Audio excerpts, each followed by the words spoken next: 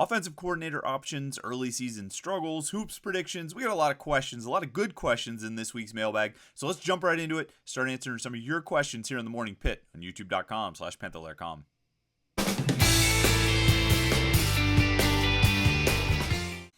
All right, it's a Friday edition of the Morning Pit. We made it to the end of the week here on youtube.com/Panther-Lair.com and everywhere else that you are. You didn't just make it to the end of the week here on YouTube. You made it to the end of the week everywhere. It's good to be here on Friday. It's good to be one day. I mean, it's not even one day closer to game day. Today actually is game day. Pitt plays Binghamton tonight at the Peterson Event Center, 7 o'clock game there. And then, of course, the Pitt-Syracuse game tomorrow, the football game. At Yankee Stadium, 3:30 kickoff for that one.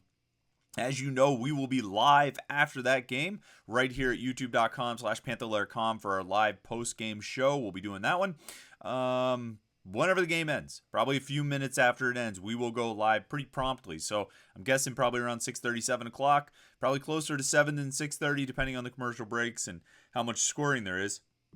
But my guess is it'll be probably right around 7. You can pencil that in. But of course, if you're worried that you're going to miss it, the best thing to do is like this video and subscribe to our YouTube channel. And once you subscribe, you can turn on notifications. Once you turn on notifications, you'll get an alert that'll come right to your phone every time we go live here at youtube.com/Panther-Lair.com. You want to make sure you don't miss the live streams like our weekly show on Wednesday night or our post-game shows. The best way to do it is to turn on those notifications, youtube.com/Panther-Lair.com. And of course, you'll also be signed up for all of our daily Morning Pit videos like this one, plus the live streams, all the post-game coverage from the game tonight. We'll have Jeff Capel videos and player interviews and stuff like that after the game. And that'll all be right here at youtube.com/Panther-Lair.com. So you want to stay tuned for all of that. And of course, we have to tell you about the best place to get Pitt gear. It's Homefield. Homefieldapparel.com is the website to go to if you want to get some of the best Pitt gear that you're going to find. Homefieldapparel.com. Homefield has just great designs on great high quality t-shirts and sweatshirts and bomber jackets and joggers and dad hats and I mean probably even more things than I can come up with. And they're licensed to do designs of like 150 different schools all across the country. So even if you're so mad about Pitt that you don't want another Pitt t-shirt, you could probably find a pretty sweet shirt for like Idaho or someplace that you're like, wow, that graphic is awesome. I don't even care about that team, but that graphic is awesome. You guys have seen before when I've worn my Hawaii Rainbow Warriors sweatshirt. I don't care about Hawaii, but it's a sweet hoodie. And it's super soft and it holds its shape. It hasn't gotten all stretched out at the bottom. I wash that thing all the time, probably not as often as I should, but it's just high quality stuff. So it's a great look, great merchandise, and really high quality product at homefieldapparel.com. And remember, as always, if you use the promo code LAIR23, LAIR23, on your first order, you'll get 15% off. So the best Pitt gear you're going to find at a discount. You can't beat that. Homefieldapparel.com. Go check it out. Homefieldapparel.com. All right. It's Friday. We do the morning bag. That's what we do right here on Fridays on the Morning Pit on youtube.com/Panther-Lair.com. We got a lot of great questions to get to, and we'll get to as many as possible. I do want to take one quick moment, one quick aside before we start, though. Because yesterday, I made the trip up to Beaver County yesterday morning. Brandon Cummings, 2024 guard prospect out of Lincoln Park, younger brother of Nellie Cummings, signed his letter of intent to attend Pitt. Now, he committed last January. He's been committed for a long time. There's nothing news breaking about it. It was just signing the letter of intent and making it official. And he did it at like 10 in the morning yesterday. So I drove up. Of course, there was an accident on the parkway, so it took longer than it should have and everything. And I mean, nothing like driving through Beaver County in the fall. It's nice up there, especially driving out to Midland. You go past the Beaver Valley Power Station, which I can honestly say I haven't really seen before or been that close to. I mean, you drive right next to the cooling towers. I'm off on it. This is a digression, but it was a pretty cool part of driving up there. But I'll say this, and I kind of said something like this on Twitter as I was leaving the school. I've been doing this job for a long time. I've been doing this job since 2005. My first year was Dave Wanstead's first year. I mean, that's how far back. I was just talking to Eric. I saw Eric Thatcher former Pitt safety. I think he's an NFL scout now. He was at the facility, and we were reminiscing about old times. And like, yeah, it's a long time. I've been going down there since 2005. I've been covering Pitt football and Pitt basketball and recruiting for 18 years, and that's a hike. That's a long time. I guess that's a career. I guess it's a real job at this point. So, but it occurred to me yesterday that for all the things that, and I mean, this job is like any other job. There's ups and downs, and then there's good parts and bad parts, and there are parts that are really stressful and parts that are really rewarding, like any job that you're going to have. But for all the things that sometimes, and particularly over the last 4 months, I think we've gotten bogged down in a lot of the negative sides of this job of like covering a losing team and dealing with the message boards, in addition to all the regular sort of stresses that go with this job where you're trying to break news and you're trying to get stuff online fast and you're trying to do this and you're trying to do that and be ahead of this and be ahead of that. And, there's still something to be said for the good old fashioned signing day ceremony. Because when the kids do these things, partially their commitment ceremonies, but largely just signing day. When it's signing day and they get together at their school and they're in the auditorium and all their teammates and classmates come down and watch them do it. And Brandon Cummings was in a smaller little studio, but he still had a lot yesterday, but he still had a lot of teammates. The boys basketball team at Lincoln Park and the girls basketball team were there. But he was surrounded by teammates, he's surrounded by family, and they're all there to celebrate this moment that really is sort of a culmination of everything that's come before it, of everything that student athlete has worked toward. And, for all the other things that we get tied up in with college sports and all the other things that we get caught up in talking about and covering and trying to predict and guess and analyze and ascertain and try to have opinions about and all these different things and college sports, and we talk about what's the future of college sports and what's it really going to be 5 years from now. Has the game changed irrevocably? Is it never going to be what it once was, and is it going to continue changing to the point where it's completely unrecognizable compared to what it once was? And I think it might be. I don't know what the next 5 or 10 years of college sports are going to hold, but there's still something really sort of empirical and almost pure about the signing day ceremony. If a kid sits down and he's got his letter of intent, and he's got his pen, and he sits down and he puts that pen to paper and officially says, I want to go to that school. I'm going to play at that school. And his parents are there, and his grandparents are there, and his aunts and his uncles and his cousins and his brothers and his sisters and his classmates and people from the community. And, the way we all look at it from this side, we talk about recruits and we talk about this and that. There's just all these guys out there, but you go to a place like Lincoln Park or even somewhere that's regularly produces D1 talent like Aliquippa, or you find yourself at some of these schools that maybe it doesn't happen every year, and when it does happen, it's one guy out of a class of 200 or something like that, or maybe it's two that are going to D1 schools. And you're reminded that this is not the norm. This is the rarity. This is the exception. And because it's the exception and the rarity, it means a lot to the communities. It means a lot to the families. And so going to one of these signing day ceremonies with all the family support and all the community support, it's like one of the last things you can really hold on to from the old days of college athletics. I mean, it's one of the few things that is pretty much unchanged from 10 years ago, 20 years ago. There's something, I don't know, there's something good about it. And it's one of the,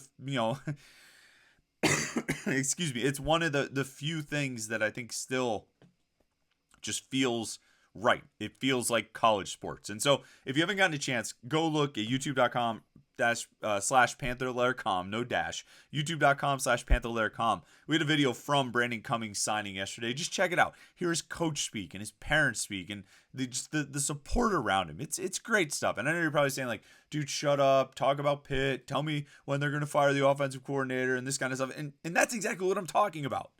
It's nice to have a break from that and just go cover something that's just nice. It's good, So we'll get to the mailbag. I mean, we're going to start it right now, but I did want to give a shout out to that. I mean, partially because I think you should go watch that video because it's great. The event is great. The interview with Brandon Cummings was really good. It was a lot of fun to talk to him, but also just, that might be one of the few remnants of college sports as we used to know it, still hanging around.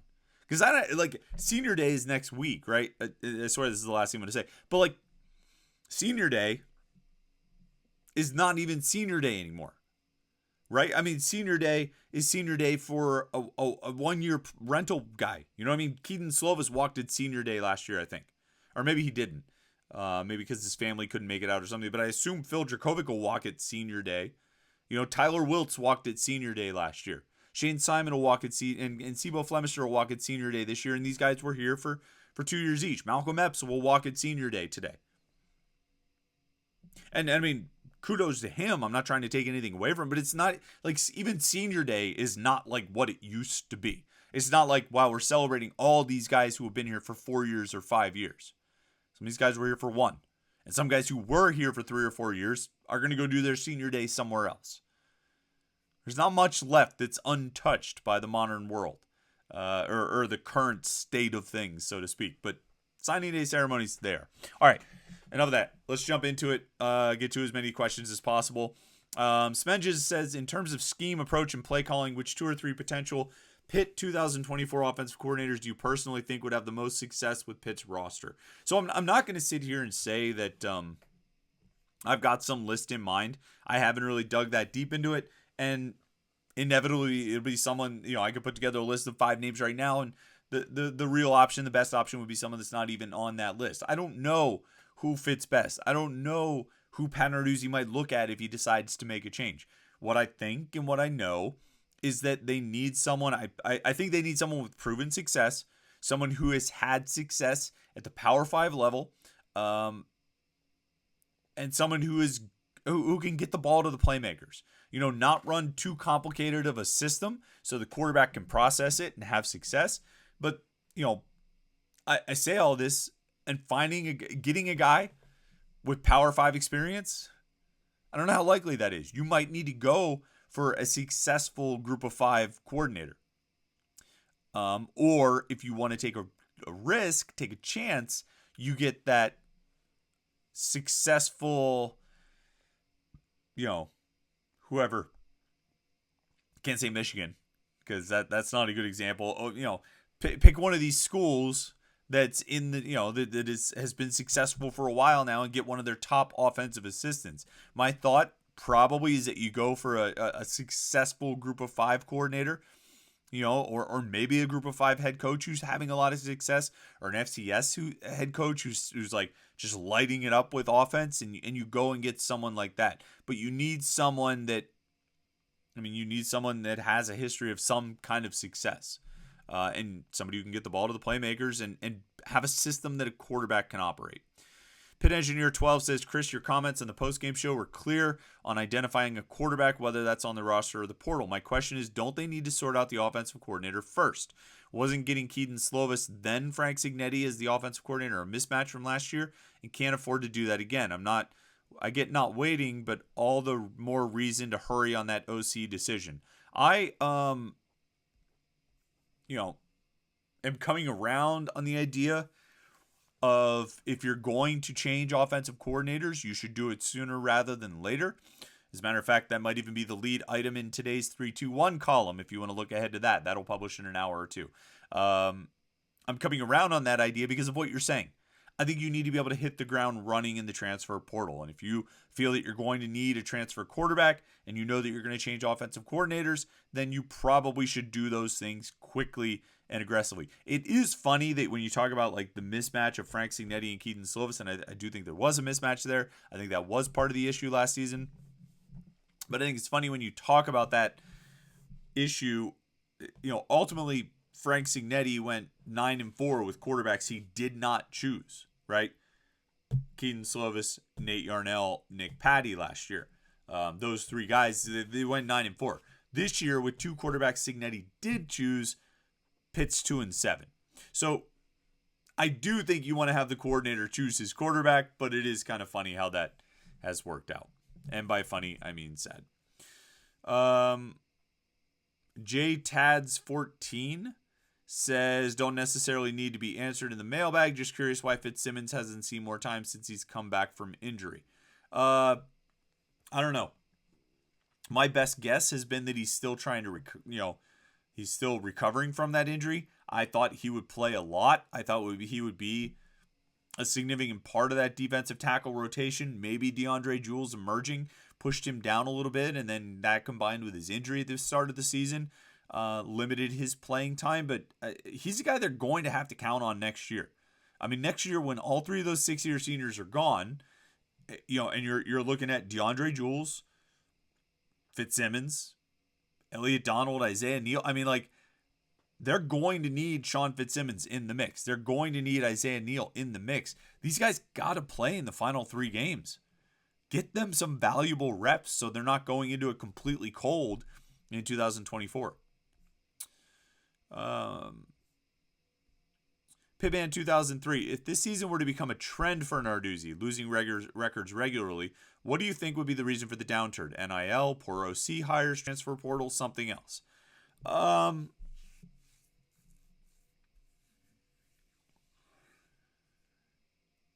Well, I mean, I think there's always a lot of factors that go into it. If they go out next year and have another 2 or 3 or 4 win season with a new offensive coordinator, then you're probably going to point to the OC hires.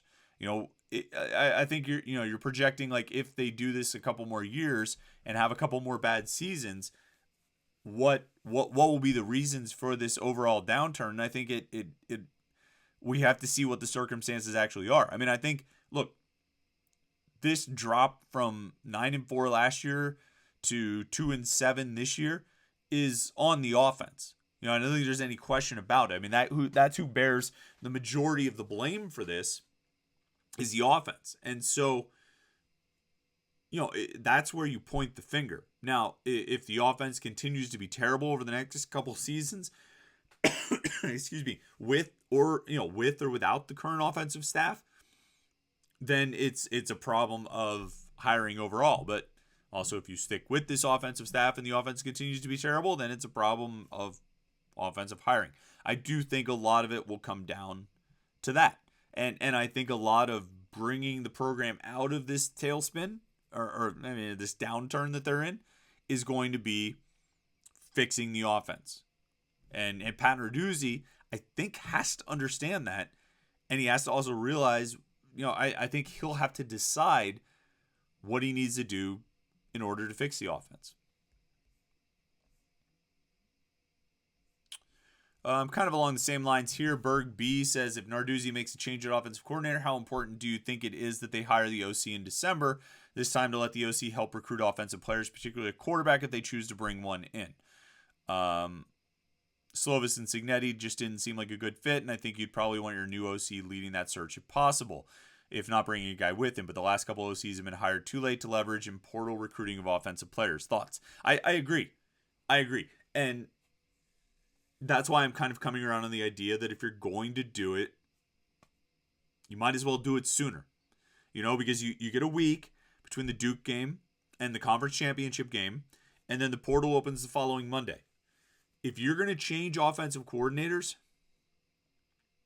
I don't know how far beyond that Monday you really want to go before you get a new guy hired, because things happen fast. The portal moves quickly. I don't think you can afford to wait until January to hire a new OC unless you are convinced that Christian Bayer and or Nate Arnell are your guy, maybe your guy.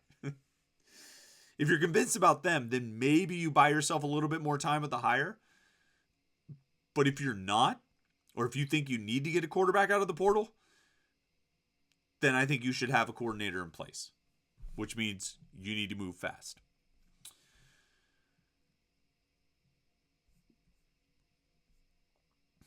Let's see. Potter County native says Pitt Hoops final record, ACC record, and tournament success over-unders versus 2022-23. Well, we did our predictions this past week, leading up to on Monday we did it, leading up to the North Carolina A&T game. I predicted 21-10. I predicted a 9-2 record in the non-conference. with one win, with the two losses being, I thought, they're going to play 2 games in Brooklyn. I thought they'd split those games and they'll play. I thought they'd split the Brooklyn games and split the Missouri West Virginia games. Go 1-1 in each of those and go 9-2. You get to the ACC play. I guess I predicted them to win. How many is that? 12 games. They went 14-6 last year. I don't know if they're going to match that or not. I think 10-10 at a minimum. But I think 12-8 is probably a realistic target to go 21-10 in the regular season and probably put yourself, not only give yourself a streak of 20-win seasons to restart that streak, which Jamie Dixon was always so proud of, but also probably give yourself a pretty good chance of being in the NCAA tournament. So that would be my prediction on the record, ACC record. Tournament success depends on the draw, but I guess if I'm going to predict them to go 9-2 and 12-8, I don't think it'd be out of line to expect them to win at least one game in the NCAA tournament, maybe 2, maybe return to the Sweet 16. We'll see. There's a lot to figure out. I mean, we've watched them play one game, but all we've done all week is overreact to that one game, myself included. So that's been kind of fun, actually. Let's see. All right, so Yuli's 92 has some questions about early season struggles. Why does Pitt under Pat Narduzzi underperform early in the season every year? Points out a bunch of games here. Pitt had at least one bad early loss every year under Narduzzi. Just changing a couple of these dramatically changes the perception of Pitt under Pat. And it goes on to list a lot of early losses. Just want to bring up the schedules here to sort of compare on a few of these things. I mean, obviously Cincinnati, West Virginia were bad early losses. I would count early losses as being in September, like September games. And so, yeah, Cincinnati, West Virginia this year. Yuli's 92 points to Georgia Tech and Louisville last year. I mean, both of those games were in October. I don't think I would really call them early losses necessarily. Western Michigan in 21 for sure.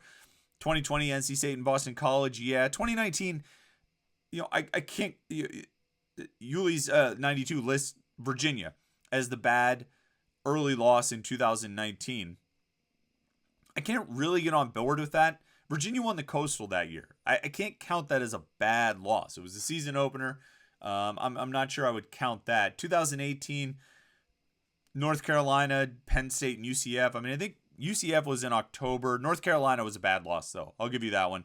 Penn State, we've talked a lot about that game. 2017, Georgia Tech and Syracuse. Syracuse was like mid-season. Georgia Tech, yeah, that was early. That was a pretty bad one. 2016, Oklahoma State and North Carolina.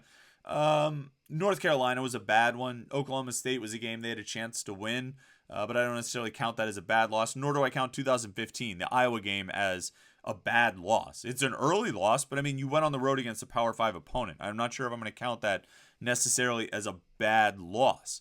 Part of it is the schedules that they've faced. You know what I mean? Part of it is, they've played Penn State in September 4 years in a row. 16 through 19. That doesn't excuse Western Michigan in 2021. But if you want to talk about Pitt being, unprepared to start a season, the week before they lost to Western Michigan, they went down to Tennessee and won. So I can't really say, it's because they were unprepared to start a season. They got beat by Western Michigan. It's not like they, unprepared to start a season would mean that they're starting 0-1, 0-2, 0-3. Now, they had the Youngstown State game that went to overtime. I think that was 2017. That was a pretty bad way to start a season, even if it ended up being a win. This year, I mean, certainly has its issues. 2022, they lost one game in September last season, and that was the Tennessee game, which Tennessee at certain points was number one in the country. So they've had losses. I think part of the problem that we get into when we talk about, Narduzzi always has that head-scratching loss. He always has that bad loss. If he could just avoid that bad loss. And I think he largely avoided it. I mean, I think if you would look over the years, 2015, 16, there weren't really bad losses that year. I mean, the North Carolina game was a gut punch, but it's not like they lost to a bad team. 2017, North Carolina was pretty bad, and they lost to Carolina that year. That was a bad loss, but Pitt was also kind of bad that year. 2018, though, yeah, North Carolina was a bad loss. I mean, Pitt was, better, and that was a bad loss to lose to Carolina in 17 and 18. 2019, Boston College was a pretty bad loss, but I mean, it's still a conference game. 2021 with the Western Michigan game was really the first time they had a truly, I think, bad loss. I mean, even those Carolina games in 17 and 18, they're still ACC games, but that Western Michigan game was the first really bad one. And then it was, I think, even supplanted a year later by Georgia Tech. And I've come around on thinking that Georgia Tech was the worst loss of the Narduzzi era. And I think it was, because they fired their coach like 5 days earlier. And to have that team, you're ranked, you have one loss, that team comes to your stadium and you lose to them, that's awful. Worse than some of the things we've seen this year. And I think they've had some pretty bad losses this year. Cincinnati was a bad loss. Wake Forest was a bad loss. West Virginia and Virginia Tech, not quite as bad as I thought they were at the time, but still not great. My thing is this. Sometimes people talk about Narduzzi just always has this clunker. He always a game that gets away. He always a game where he blows it. I think part of that is just Pitt's not a perfect team. You know what I mean?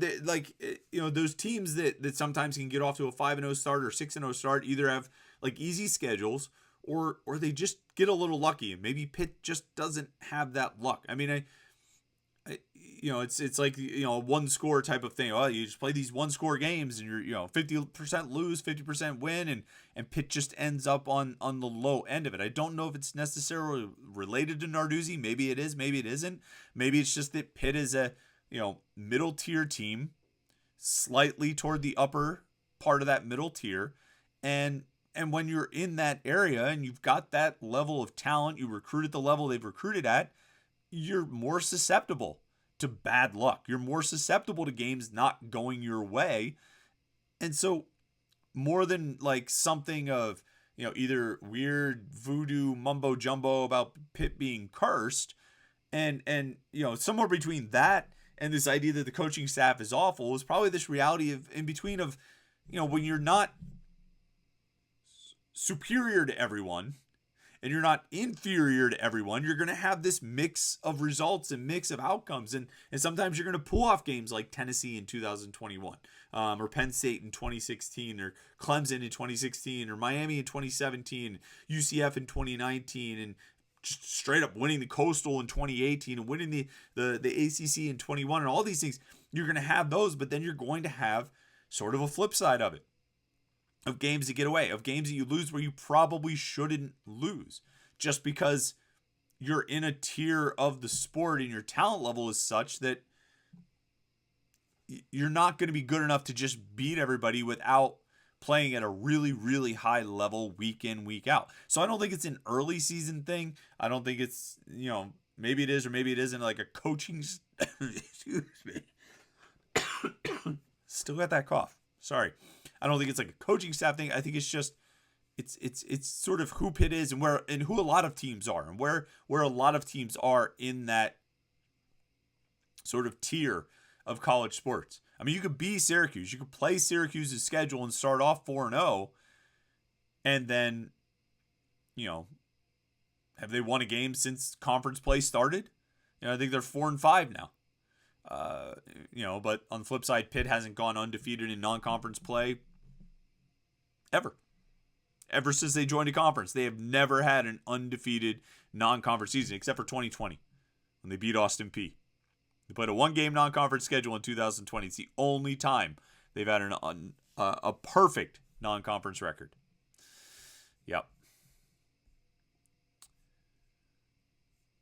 All right, I think that's about it. I think we got through most of the questions. I think we got through all the questions, as many of the questions as we could. So I appreciate everybody who contributed questions. We got close to a half hour here. Holy smokes. I guess I talked for a while about Brandon Cummings' commitment and all that stuff. So I appreciate you sitting through that to get to the questions. We got an extra long mailbag edition for you here today. It's been a lot of fun. Appreciate everybody who tuned in. Listen, don't forget the live stream tomorrow, the post-game show after Pitt Syracuse. We will be live right here at youtube.com/Panther-Lair.com. So like this video and subscribe so you never miss any of our video content here at youtube.com/Panther-Lair.com. Homefieldapparel.com. Use the promo code LAIR23 so you can get 15% off your first order. And then head over to the website, Panther-Lair.com, Pittsburgh.rivals.com for all of the Pitt sports coverage you can handle. We'll have lots of coverage for tonight's game against Binghamton. And then, of course, the not quite Pinstripe Bowl, but whatever we're calling it at Yankee Stadium tomorrow. Pitt, Syracuse, 3:30 p.m. Right here, youtube.com/Panther-Lair.com and Panther-Lair.com. Thanks so much for watching today. Thanks so much for watching this week. We will catch up with you tomorrow for the live show, post-game, and then on Monday for the Morning Pit. Right here on youtube.com/Panther-Lair.com.